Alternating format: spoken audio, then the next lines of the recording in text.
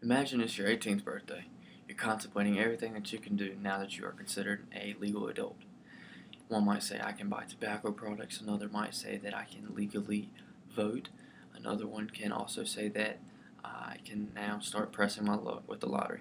I'll give you a little bit of history on the lottery. The North American lottery system is a $70 billion a year business. So every year it brings in $70 billion.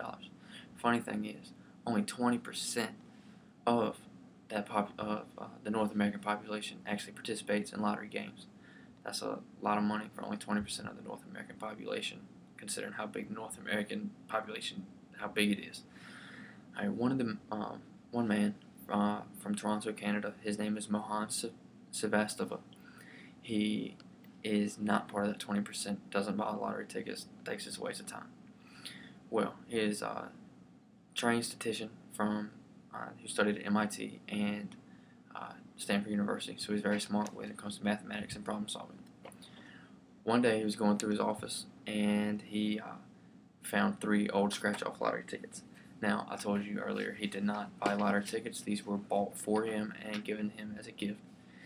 He was feeling bored, so he scratched off all three of them, and on one of them he had actually won $3. The one he won $3 off of was a tic-tac-toe ticket. Now, he was feeling lucky, felt like he was on top of the world, and so he directly went in and cashed the $3 and bought another tic-tac-toe just like it. Well, as he was analyzing the ticket, he thought, can I crack the lottery code? Now, people think about that all the time. You're probably like, well, maybe he can, maybe he can't. Well, he took this into his own hands and started analyzing the ticket. Now, as a statistician, I said he was very good with math and problem solving. He started relating the ticket to the mining company that he works for.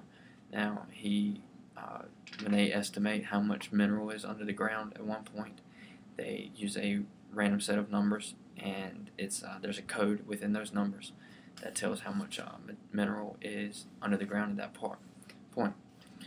He thought that he could use the same manipulation to figure out the lottery code. Now, people thought he was crazy and everything like that, but he actually did it. He went through many steps of how to do it.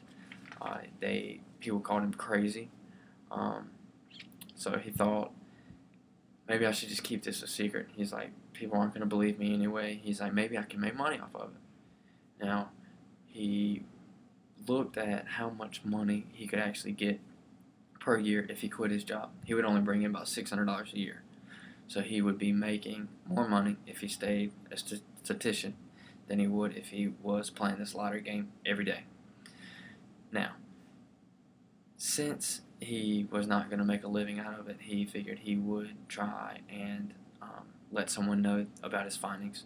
Now, every day they get people thinking, these fools that are calling to say they cracked the lottery code, which a majority of them don't and never will and probably can't.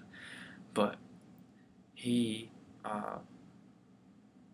was taken as one of those people, the fools that they think about.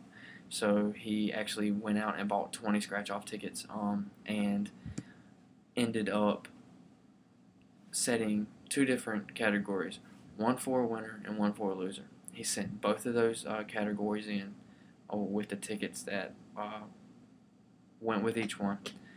When the lottery company, received the tickets, they looked at the explanation, and he had correctly estimated 19 out of 20 lottery tickets that were winners.